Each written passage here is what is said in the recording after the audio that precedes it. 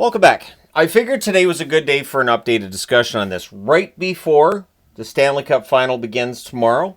Can't wait for that. That's going to be fun. And about a month before the market opens and we start talking about which teams have an unfair advantage. There was a point where we didn't have that discussion when it came to taxes or anything. The discussion was who has the most money.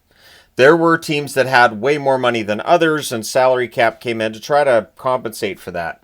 Now, whether or not the NHL decides to make any changes to even things out better at this point, I don't think that's coming. I don't get the feeling that's coming, but things aren't as lopsided as they were back then. It got kind of ridiculous, and so we had the lockout to get everything straightened out, and 05-06 came around, and ticket prices didn't drop the way that owners seemed to state that they would during the 04-05 lockout. There was a lot of, hey, these players are really greedy and ticket prices are going to go insane if they get what they wanted. And so they didn't get what they wanted and ticket prices still went up. So that's just that's on really on the fans for buying it. Anyways, but looking at this board here, so what I've got the money that was paid out, so the salaries for every single team in that final year. And if we look at it via the standings, Detroit's first, Pittsburgh's last. Now, if you look, the numbers kind of add up. Pittsburgh spent the least amount of money on their players because there was some concern about whether or not the Penguins would stay in Pittsburgh. And so they just weren't spending money on their players. Detroit spent a lot of money. They got first place overall, did not win the cup. They did not win the cup that year. So Detroit finishes first overall, 109 points, and their total, $77,856,109. They got eliminated in the second round by the Calgary Flames that year. So for Detroit, their money got them first place, but it did not get them very far in the playoffs. Now people will say, well, Detroit's a bad example because they won the cup in 2002. Yes, but they didn't win the cup every year. And they didn't go that far that year. And then there's Tampa, 106 points, so second overall, $34,065,379 on their salaries. Way below the Detroit Red Wings, not even close. And they won the Stanley Cup. This is a team that in terms of money, $34 million, less than half of what the Rangers spent, and they won a Stanley Cup. It's spending money smartly that you'll see with teams that win during this era. San Jose, 104 points. Their money, $34,455,000 is what they spent on their roster. They went to the conference finals. So if a team's in blue, their salaries are below $40 million. If a team's in red, it's above $40 million. Just for reference, the first year we had a salary cap, it was capped at $39 million. So a lot of these teams are way over, and this is where the NHL's like, hey, these guys are spending too much money. We can't afford this. And they were crying about how they financially could end up, having teams go under. And there were definitely fans of the big market teams that said, fine, let them go under. We'll spend all the money. There are still fans who feel that way now. Boston, 104 points, $46,569,000 on their salaries, and they were out in the first round. So they spent way more than San Jose or Tampa, and they're out. Toronto, 103 points, $62,458,140. That's a lot of money, and they're out in the second round that year. So Toronto spent money. Toronto's the team that if we didn't have a salary cap tomorrow, they're like, we're done with the salary cap, they'd be well above $100 million in July of this year. And I would think it would just skyrocket into the 125 million, 130 million, somewhere in that range. Toronto would just go out and spend all kinds of money. It'd be the core 20, and everybody gets $10 million. Ottawa, 102 points. They were out in the first round at the hands of the Toronto Maple Leafs, but they spent $39,590,000 on their roster. So they spent $23 million less than Toronto on their roster and finished 1 point back. They did lose the series against Toronto, so maybe that extra money helped Toronto there. No idea. Vancouver, 101 points. Their roster spent $42 million. $74,500 of the Canucks money going to them. They were out in the first round that year. So they're in red. They spent more than $40 million. It didn't help them come playoff time. West Coast Express has fallen apart. All that fun stuff. Also with 101 points, the Philadelphia Flyers. A lot of money being spent on that roster. $68,175,247. And they were conference finalists. So they lost in the conference final against Tampa, who are paying $32 million less for their roster than Philadelphia was paying for theirs. Get into column number 2. With 100 points, the New Jersey Devils, $48,931,658, and they're out in the first round. So it's another team in red because they're spending a lot of money. New Jersey's spending a lot of money too, and they're still out in the first round. Colorado, also with 100 points, spent $63,382,458 on their salaries, and a second round exit for the Colorado Avalanche that year.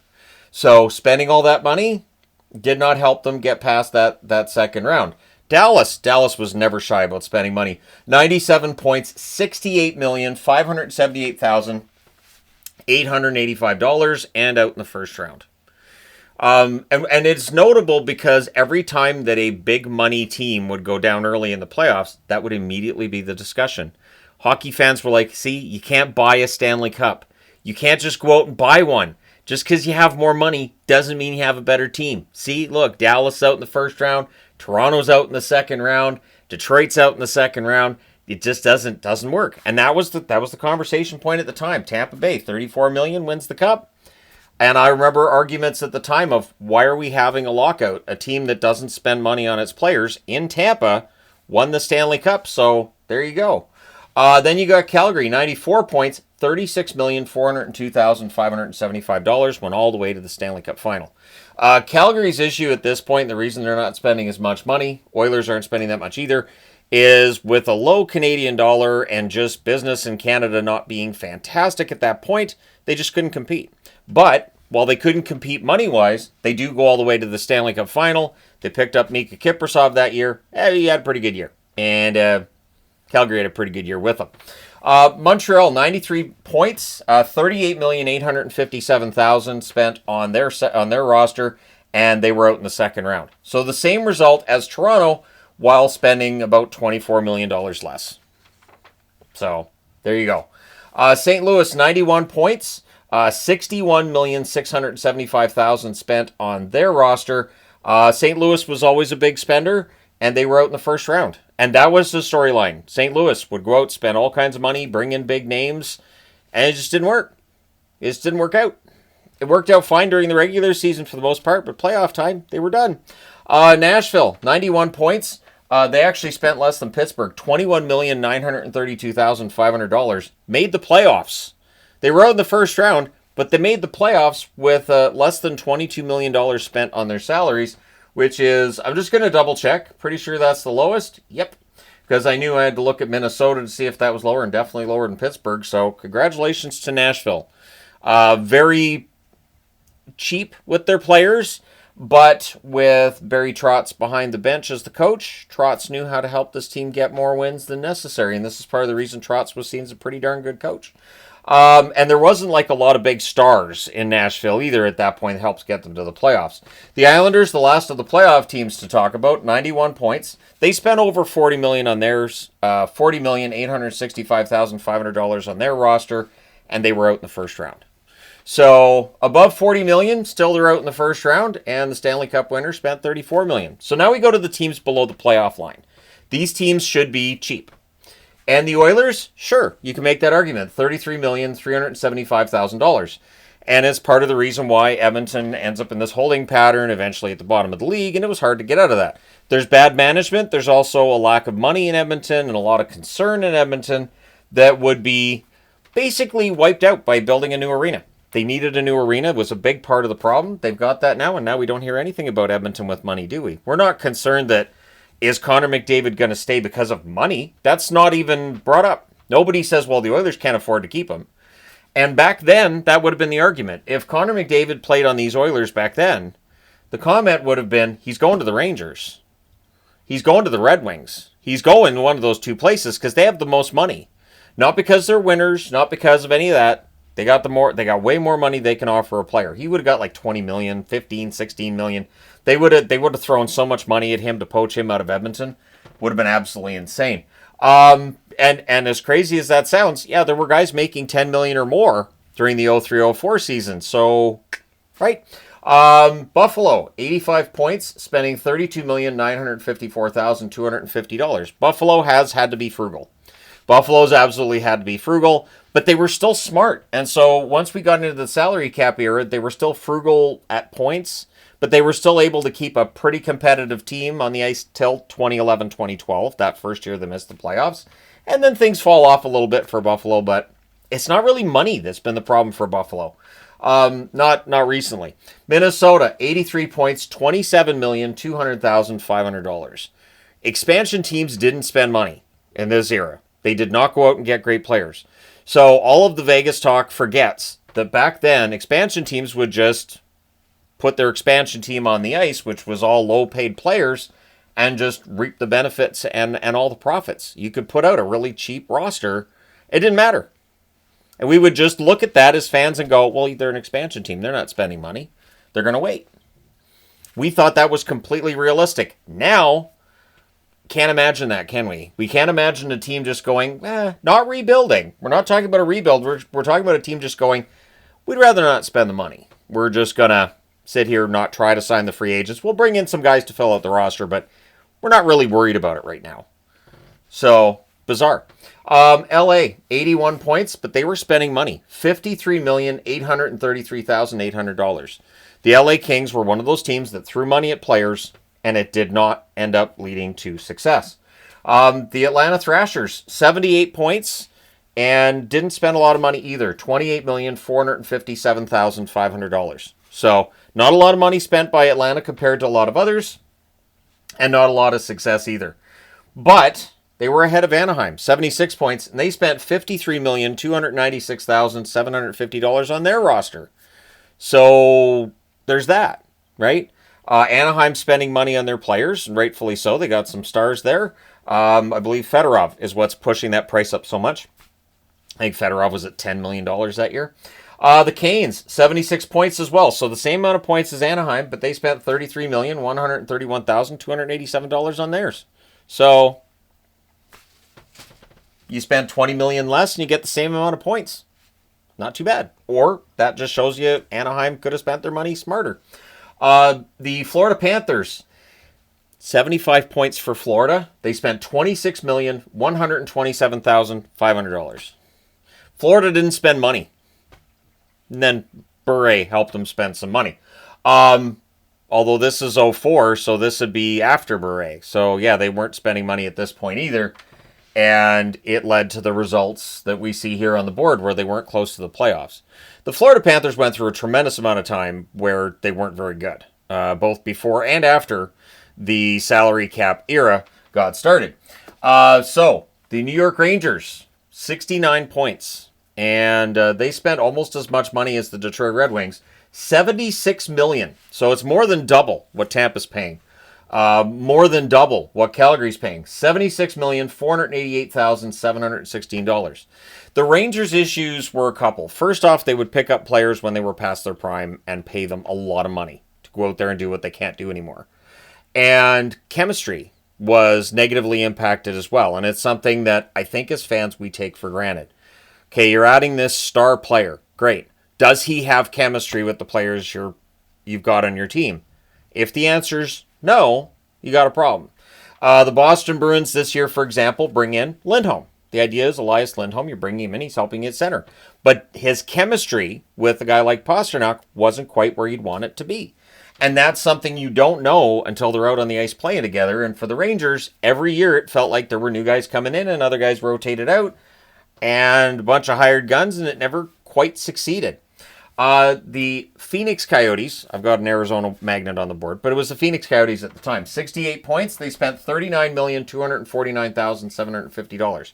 It may surprise some that Arizona's almost in red because they almost got to that $40 million mark. They're over that $39 million salary cap for the following season. So we're at a point where Phoenix is drawing pretty well.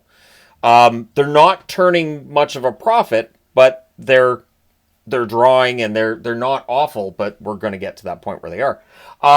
The Columbus Blue Jackets, 62 points and not spending money. $34 million even for the Columbus Blue Jackets. The Washington Capitals, some money on their roster, 59 points, $50,895,750 on salaries for the Washington Capitals.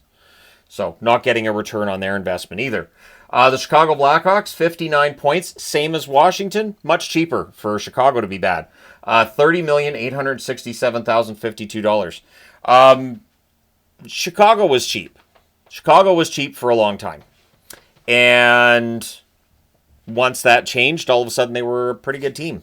And this summer, they're expected to be one of the big spenders. They've got a ton of cap space, and they want to build things up. But back then, almost $31 million. Then the Pittsburgh Penguins, 58 points, $23,400,000 for their roster. And as I mentioned before, Pittsburgh having a lot of trouble off the ice.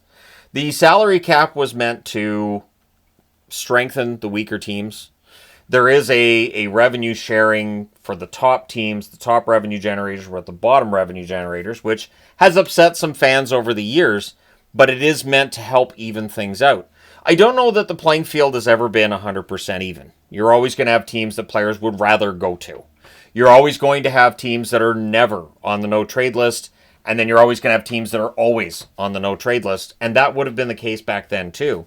Although I don't remember there being as many trade protections back in the early 2000s. Sometimes the contract was all the trade protection you needed. We're not touching that contract, no. And that was before we had the salary cap. But you can see the ridiculous difference between the top team, which is Detroit at $77 million, and Nashville at just under $22 million. Interestingly enough, Nashville's out in the first round, Detroit's out in the second round. They spend an extra 55, a little over $55 million. And that was for an extra round of hockey. So I'm not saying that there isn't an advantage for certain teams with the way that everything's set up now. There are teams that are able to offer big bonuses, for instance. Some teams can offer, Toronto's an obvious example of a team that can offer a bunch of cash up front. July the 1st, you can get a $7 million check. And some teams can't afford that. They're not in that financial position. So they can offer a cap hit over the year, but that upfront payment, especially when you've got multiple players getting those upfront payments, it is more difficult. And I think we underestimate that sometimes as fans as well. And it's something that I'll have to take into consideration when we get to July the 1st. I think I need to make sure that when we know the structure of the contracts, that we go over it, because there are definitely teams that are able to structure contracts in a way that small markets can't, and mean that it's tougher for small market teams to attract free agents, which is a more elegant way of putting it than, palm trees and nobody wants to play here kind of attitude. But it will be a conversation during this summer for sure. And as the salary cap goes up, yes, it does mean a greater influence of those tax breaks. But as I'm showing you here, if you have a general manager that just says, I want to spend money, but they don't spend it well, you're probably still not going to the playoffs. But let me know your thoughts in the comment section below as always. Hit like and subscribe in the event you may not have done so already. Thank you guys so much for all your support as always. And I mean that greatly appreciated. I will talk to you again soon.